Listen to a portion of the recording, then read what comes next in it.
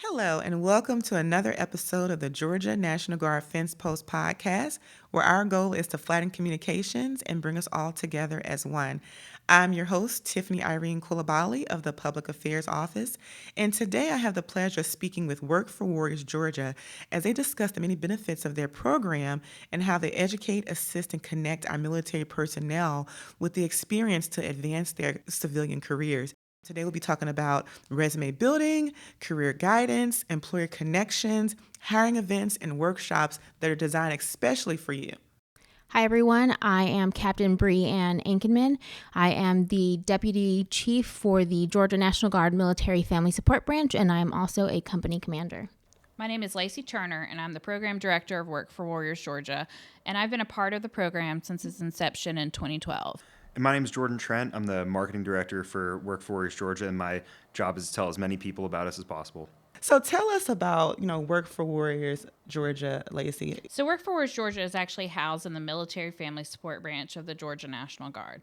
We are a free employment assistance program that provides a variety of different services such as career counseling, job search assistance, resume writing review, interview skill prep, application assistance, connect job seekers with employers. And one of the coolest features about our program is that we're actually integrated into the Guard and have direct access to service members. We have 10 team members located throughout Georgia at armories in Gainesville, Augusta, Savannah, Columbus, Kennesaw, Metro, and South Atlanta, and Cumming. And we utilize industry-leading technology to improve the speed to service for our 2,600 candidates and our 920 employers to meet workforce demands. How does someone become eligible to be a part of the program? So we're actually a program that benefits service members, veterans, retirees, reservists, and their family members, regardless of branch. So Air Force is welcome, Space Force, Coast Guard, anybody in the military community. They just register on our website at workforwarriorsga.org. And like Lacey said, we have regionally located employment coordinators that will reach out to you within 72 hours. So it's a pretty easy process. Just go on our website. Well, that's good to know. I know myself, I didn't know that, so I'm sure our listeners will be happy to hear it. How often, speaking of that, how often do soldiers or airmen ask you about the program? So every time we brief, we have a handful that will come up to us afterwards and ask questions, get a little more information. On a personal level, every single drill, I've had someone come up to me and say, "Hey, ma'am, do you have any information on Work for Warriors? I have someone who's looking for employment," or I'll have a colleague come up and say, "Hey, I have this great company. How do I link them up with you so we can get jobs for our soldiers?" So tell me, what is one thing you wish you knew about the program that you know now that you didn't know back then? I just wish I knew it existed in general. As a new platoon leader, I really didn't know much of what the Georgia National Guard offered. I was only given information like Military Family One Source from basic training and from OCS. And so when I got to my unit, I noticed that there was something wrong with one of my soldiers. I asked what was going on, and they told me that they were going through some financial struggles. And I felt a little bit like a failure as a leader because the only thing I could offer them was Military One Source. Now having this information, it would have just changed it drastically. I think on a readiness aspect as a leader, we can be ready on our battle drills all day long, but if we're not ready on a mental level back home, our formation isn't deployable. So we have to fix it at the core. And so going back to the question I was thinking about earlier about locally, or do you all assist the community and if they want to transition to other states? Do you do any of that kind of thing? If they want to find a job in another state, do you partner with other states at all? At the national level, Work for Warriors Georgia has similar programs in California, Nevada, Washington, Texas, Arizona, Louisiana, Mississippi, North Carolina, South Carolina, Tennessee, Florida, Oregon, Ohio, and Indiana.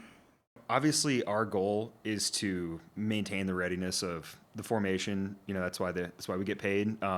Like Tag always likes to say, 28 days out of the month, a service member is going to be living and working in their own community, and the Guard's going to come third place behind their family, their civilian employer, and then there's the Guard. So though we want to keep everybody in the state, and Georgia has a ton of jobs to offer, and we're growing in employment opportunities every day.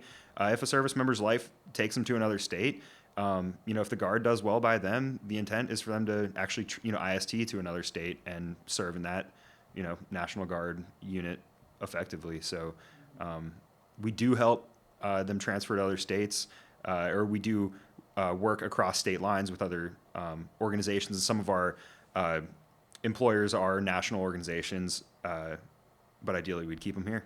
And talking about employers, how do you all retain your employers, or how did the employer relationship come about? And what do employers even give you all kind of like recommendations or tips and tricks on how to get your people in and things like that?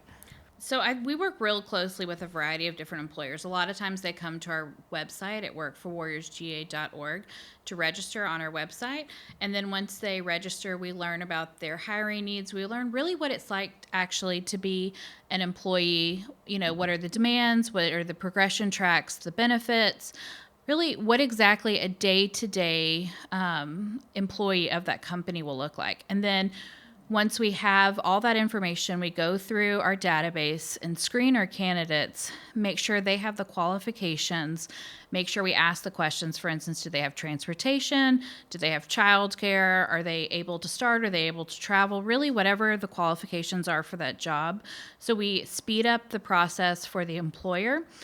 By asking all those questions, then we refer the candidate over to the employer with the hope that it'll be a match, that the employer will want to hire that service member and or family member and go from there. And actually, to date, we've assisted over 2,300 service members and family members obtain employment. I was just about to ask that, the success rate. Is that just for the year, or? That's actually total. And by utilizing our program, actually, we just had a study on our program. Candidates reported a 79% improvement in their financial situation and a 90% decrease in their stress level as well. Do you also train the military personnel on how to transition into those roles and things like that? There are a lot of programs out there that claim to connect service members to employment. So ours is different in that we develop a deep relationship with these employers, because the intent, like I said, is to keep service members in the Guard and to make sure they have a healthy work-life balance. So we vet these employers before we even send any of our candidates to them. And in that vetting process, we make sure that it's a safe, good environment with room to grow. They pay a living wage, and we get all those details from this employer. So when we connect a service member to them, it not only helps the service member, but it helps that employer. Our employment coordinators are what we would call a full desk. So they don't just write resumes. They don't just make hiring decisions, and they don't just send candidates off to employers that might match their needs. They really truly understand the workforce needs in every location. So that way, when they do connect a service member, it lowers the employer's turnover rate. Again, it's a free service, so that employer ideally would hire a really qualified candidate that meets their needs. And on your question about military skills that they bring to an employer, we help anybody from E1 to 06, 07 and higher. So there is no rank discrimination in there. Some of the skills that you gain in your service are not necessarily hard skills like a certification or something very specific that an employer needs, but in building that relationship with the employer, oftentimes we can let that hiring manager know that, hey, we have a candidate that we also have a relationship with that is a really good fit for this particular job acquisition, but they might not have the very specific skills that you're looking for. But in the military, you bring organization, time management, certain leadership capabilities, and just general exposure that you've gained. Oftentimes service members gain more exposure than maybe their peers in their age group. So we're able to use that relationship to really land a good candidate in a good role.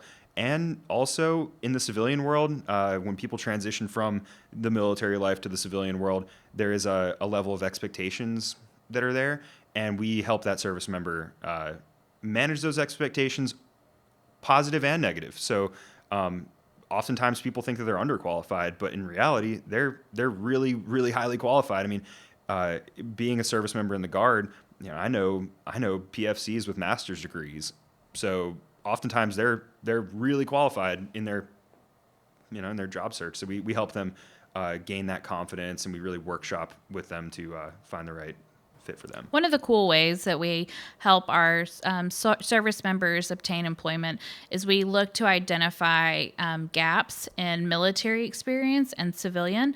For instance, one of our team members actually figured out how to bridge the gap between admin service members, who that's their specialty in the military, and the civilian equivalent. And we worked with the Society for Human Resource Management of Georgia, which is also known as SHRM Georgia, to help identify the necessary skills to become SHRM qualified in the civilian world. So we hosted a cohort actually of service members and brought all in SHRM Georgia and figured out how exactly to utilize military benefits. By utilizing military benefits, we'll be able to help these service members actually gain the civilian equivalent. So when they are looking for a job, they can actually go straight from their M-Day position to a position that will pay them more and have a greater future success. And actually, as a result of initializing this cohort, SHRM Georgia will be nominating Work for Warriors Georgia for the Pinnacle Award, which is a huge award for the SHRM community that recognizes innovative programs that have been created throughout the U.S. And this is one cool program that hopefully we'll see what happens and if we actually get the Pinnacle Award. So human resources is just one of the many career paths that people like to go down. So in our experience, we've seen that a lot of first sergeants, readiness NCOs, or company commanders, they have a great level of people management. That's what we do in in the NCO Corps or in the officer realm. Where there's a lot of admin stuff that goes on there. The transition into the civilian world, you really need certifications. So we've, like Lacey said, we've identified one of the certification routes that people can go down. We are starting a cohort, so be on the lookout for that in the start of 2023. If you want to get in on that, some of your military benefits can pay for it. But we're not stopping there. So in 2023, we have goals of having more symposiums. We recognize similar gaps in the cyber career field, in the mechanical technician career fields. There's ASE certifications, and there's in the IT world there's various cybersecurity certifications that you can get. So we're continuously trying to figure out how we can really effectively bridge that gap and efficiently get as many of these service members hired as possible with the qualifications that they need and the qualifications that an employer needs. So what would you say a good base salary is that you try to achieve for your candidates when you connect them with employers?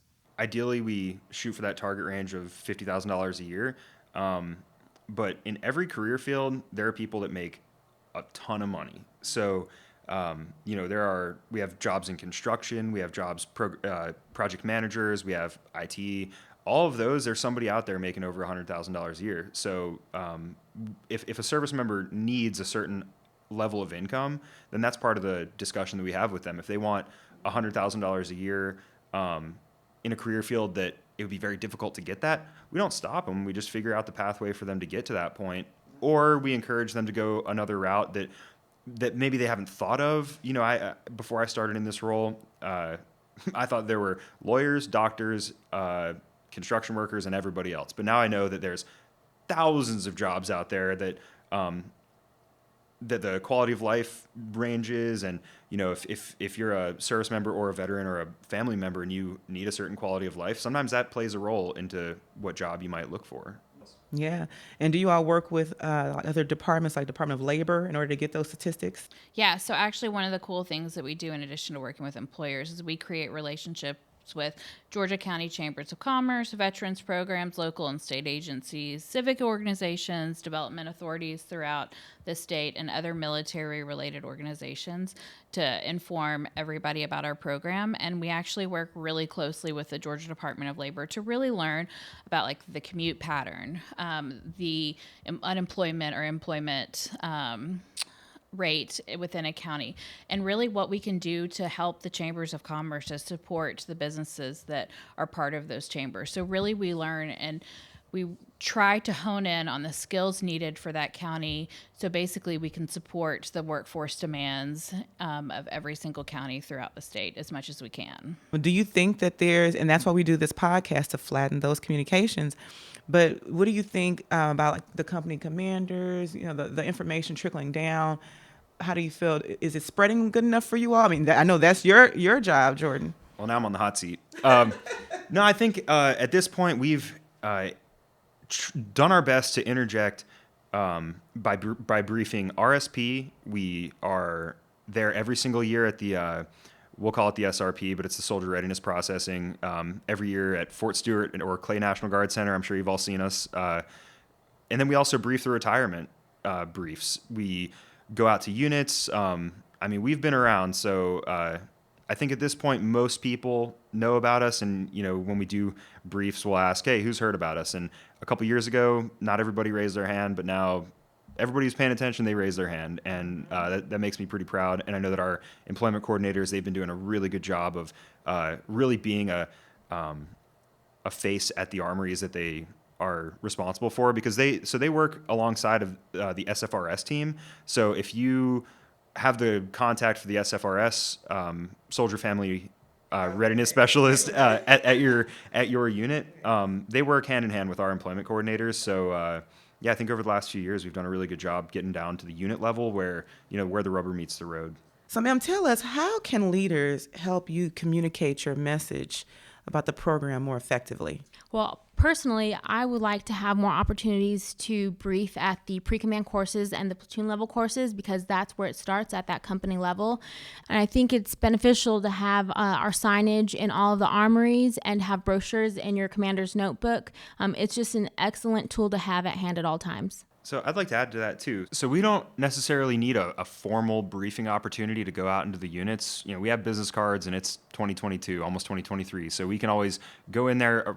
Sometimes we found success bringing employers to a unit. Just around lunchtime, we go talk to everybody. Oftentimes soldiers will, come out of the woodworks, maybe offline, and talk to these employers or talk to the employment coordinator. So for the company commanders and, any soldier, because we're all leaders, just keep our name in front of your mind. And if you see a buddy who might need some help, oftentimes people won't self-report that they're looking for work, especially some of these commanders, So if you see that one of your buddies needs a job, or if they're not happy in their job, or, if they need some more money, send them our way. Even if they have a job, we can always help improve. We always try to improve our foxhole. So. That's awesome. So is there anything additional you want to add before we close out here?